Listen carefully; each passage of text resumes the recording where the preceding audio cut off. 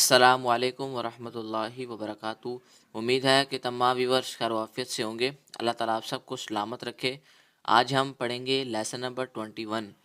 आज का सबक पढ़ने से पहले गुजारिश है कि अगर आप इस चैनल पर न्यू हैं तो आप सबसे पहले लेसन नंबर 1 पढ़ें, फिर 2, फिर 3, ऐसे लाइन वाइज आप चलते जाएं। तो चलिए आज का सबक स्टार्ट करते हैं। अऊज़ु बिल्लाहि मिनश शैतानिर रजीम। बिस्मिल्लाहिर्रहमानिर्रहीम। सबक नंबर 21 वक्फ। इस सबक का नाम जो है वो वक्फ है। इस सबक में हम वक्फ के बारे में पढ़ेंगे। पहले इसके कवायद पढ़ेंगे, फिर अपना सबक स्टार्ट करेंगे। पहला कायदा है वक्फ। वक्फ के मायने ठहरने और रुकने के हैं, यानी जिस कलमे पर वक्फ करें तो उस कलमे के आखिरी हर्फ पर आवाज़ और सांस दोनों को ख़त्म कर दें। यानी कि कुरान पाक में जिस कलमे पर भी हम वक्फ करेंगे उसका जो आखिरी हर्फ होगा उस पर हमने आवाज़ और सांस दोनों को ख़त्म कर देना है, फिर ही वो जो है वो वक्फ के मायने में आएगा, क्योंकि वक्फ के मायने जो हैं वो ठहरने और रुकने के हैं। आगे दूसरा कायदा देखते हैं। कलमे के आखिरी हर्फ पर ज़बर, ज़ेर, पेश, दो ज़ेर, दो पेश, खड़ा ज़ेर और उल्टा पेश हो तो उस हर्फ को वक्फ में हम साकिन कर देंगे। यानी कुरान पाक में जहाँ पर भी हम वक्फ करेंगे वहाँ पर अगर उस कलमे के आखिरी हर्फ पर ये ज़बर, ज़ेर, पेश या दो ज़ेर या दो पेश हो या खड़ा ज़ेर या उल्टा पेश हो तो उनको हम जो है वो साकिन कर देंगे। तो आगे पढ़ते हैं। कलमे के आखिरी हर्फ पर दो ज़बर, क्योंकि यहाँ पर दो ज़बर नहीं थी तो यहाँ पर उन्होंने दो ज़बर का बयान दिया हुआ, क्योंकि इसका तरीक़ाकार जो है वो थोड़ा चेंज है। कलमे के आखिरी हर्फ पर दो ज़बर हो तो उन्हें वक्फ में अलिफ से बदल देंगे। यानी कि अगर कलमे के लास्ट में दो ज़बर होगी तो हम वहाँ पर एक ज़बर लगाकर पढ़ेंगे। तो मज़ीद इसकी जो तरीक़ाकार है वो जब सबक स्टार्ट करेंगे तो उसमें मैं आपको मज़ीद प्रैक्टिकल करके आपको समझा दूँगा। आगे नेक्स्ट कायदा है। कलमे के आखिर में गोल ता, ये जो आप ता देख रहे हैं एक होती है वो दूसरे वाली ता, ये है गोल ता। गोल ता पर ख्वा कोई भी हरकत हो या तनवीन हो उसे वक्फ में हाथ साकिन से बदल देंगे। यानी कि कलमे के आखिरी हर्फ पर इस तरह वाली जो ता है ये हो तो उसको चाहे उस पर कोई भी हरकत हो तो हम उसे हा पढ़ेंगे। इसकी भी जो मिसाल है वो हम जब सबक पढ़ेंगे तो इंशाल्लाह मज़ीद आपको फिर पता लग जाएगा। नेक्स्ट कायदा है खड़ा ज़बर, हरूफ मद्दा और साकिन हर्फ वक्फ में तब्दील नहीं हो सकते। खड़ा ज़बर जो है वो वक्फ में ना तो हम साकिन करेंगे ना उसको बदलेंगे, बल्कि वो जैसा है वैसा ही रहेगा। खड़ा ज़बर और हरूफ मद्दा और साकिन हर्फ, क्योंकि साकिन तो पहले से ही ऑलरेडी साकिन है तो हम उसको वक्फ में तब्दील नहीं करेंगे। नेक्स्ट कायदा है मुशद्दद हर्फ पर वक्फ की सूरत में तशदीद बाकी रखें मगर हरकत को ज़ाहिर ना होने दे। ये भी इंशाल्लाह जब प्रैक्टिकल करेंगे तो आपको समझ आ जाएगी। ला ये कायदा है नून कुतनी। ये कायदा थोड़ा सा आपको समझना पड़ेगा तवज्जो के साथ। लिखा हुआ है कि तनवीन के बाद, तनवीन यानी कि दो ज़बर, दो ज़ेर और दो पेश, तनवीन के बाद हमज़ा वसली आ जाए। वसली मतलब यानी कि जो मिलाकर पढ़ा जाता है, यानी कि जो हमज़ा मिलाकर पढ़ा जाता है। तनवीन के बाद अगर वो हमज़ा वसली आ जाए, यानी कि जो हमज़ा जो हम मिलाकर पढ़ेंगे तो वसल में यानी कि उसको मिलाते हुए हमज़ा वसली को गिराते हुए, यानी कि उस जो हमज़ा वसली होगा बीच में तनवीन के बाद अगर हम मिलाकर पढ़ेंगे तो उस हमज़ा वसली को हम गिरा देंगे। गिराते हुए तनवीन के नून साकिन को ज़ेर देकर, यानी कि जो तनवीन है इसका जो नून साकिन है इसको ज़ेर देकर एक छोटा सा नून लिख दिया जाता है। इसे नून कुतनी कहते हैं। मिसाल के तौर पे इस लेसन के आखिरी 6 कलिमात हैं, यानी कि आप देख सकते हैं कि यहाँ पर छोटा सा नून लिखा हुआ है इन 6 कलिमात में। तो यहाँ पर भी जब इंशाल्लाह मज़ीद यहाँ पर पहुँचेंगे तो फिर मैं आपको प्रैक्टिकल करके आपको समझा दूँगा। आगे चलते हैं। ये नून कुतनी के जो कलिमात हैं उनके हिज्जे का तरीका बताया हुआ, वो जब इंशाल्लाह वहाँ पर पहुँचेंगे तो फिर हम इसको पढ़ेंगे। आगे चलते हैं। अलामात वक्फ़, यानी कि वक्फ़ की कौन कौन सी अलामत हैं। चंद अलामात वक्फ़ की तफसील दर्ज झेल है। यानी कि आप देख सकते हैं सारी शेप्स। कहीं पर आप देखा होगा आपने कुरान पाक में, कहीं पर ये गोल दायरा ऐसे लगा होता है, छोटा सा मीम लिखा होता है, तो ये जीम और ये ज़ा, ये स्वाद और ये लाम अलिफ ला। तो ये वक्फ़ की जो है ये चंद अलामात हैं। तो इन पर वक्फ़ करेंगे या नहीं करेंगे, इन पे वक्फ़ करने का क्या तरीका होगा तो वो आगे बताया हुआ है। یہ گول دائرہ جو ہے یہ وقف تام اور آیت مکمل ہونے کی علامت ہے، یعنی کہ جہاں پر بھی یہ علامت ہوگی وہاں پہ وقف تام ہوگا اور آیت مکمل ہونے کی علامت ہوگی، یہاں پر ٹھہرنا چاہیے، یعنی کہ یہاں پر ہم ٹھہریں گے۔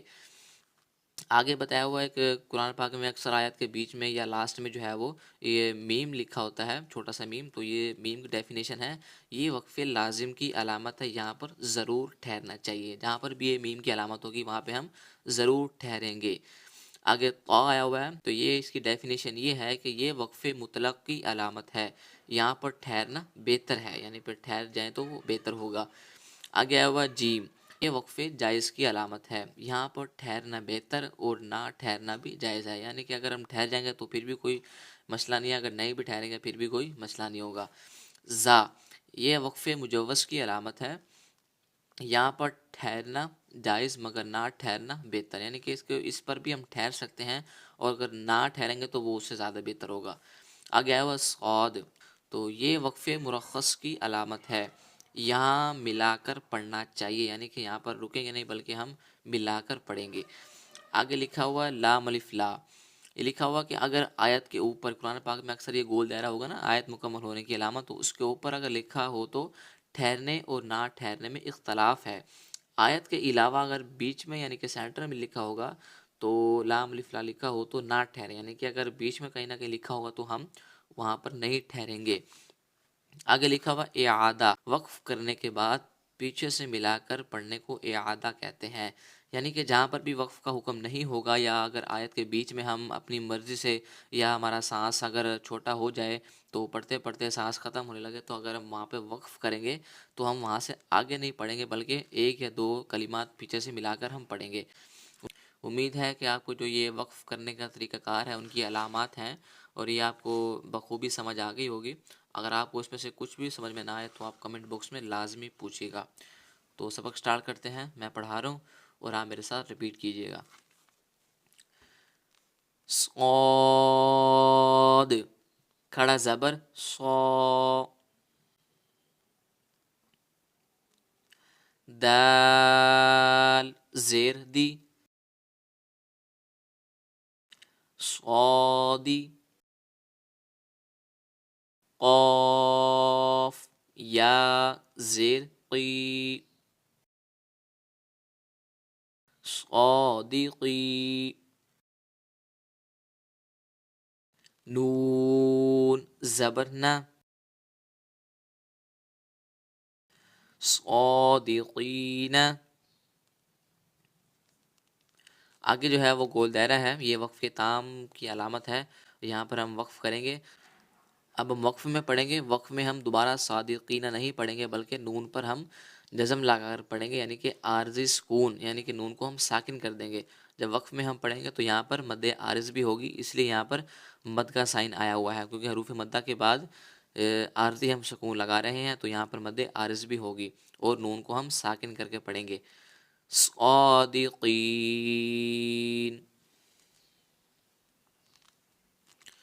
نون کھڑا زبر نا، دال زیر دی،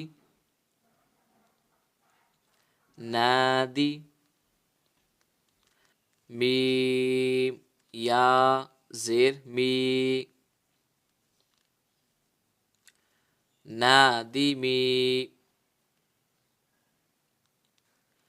نون زبر نا، نادمین۔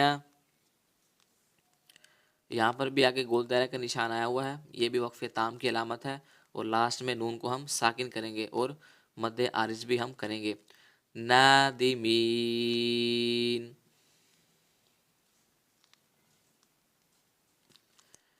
میم سین پیش مس، تا زبرتا، مستا، قاف یا زیر قی، مستقی، میم زبر ما، مستقیم. آگے وقف مستقیم.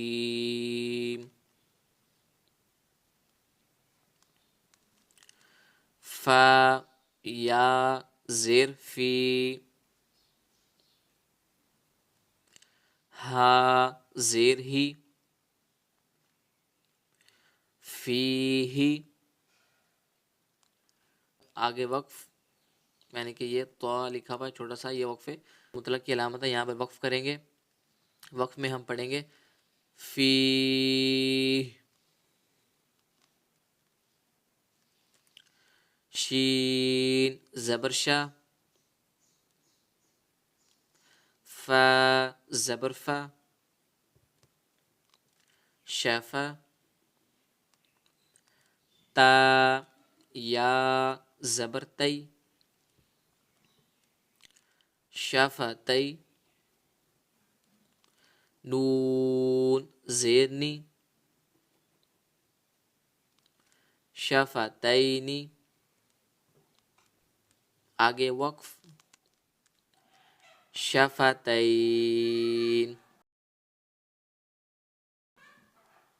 یہاں پر مد لین عارض ہوگی کیونکہ حروف لین کے بعد نون کو ہم ساکن کر رہے ہیں، یعنی کہ آخری سکون ہم لگا کر پڑھ رہے ہیں.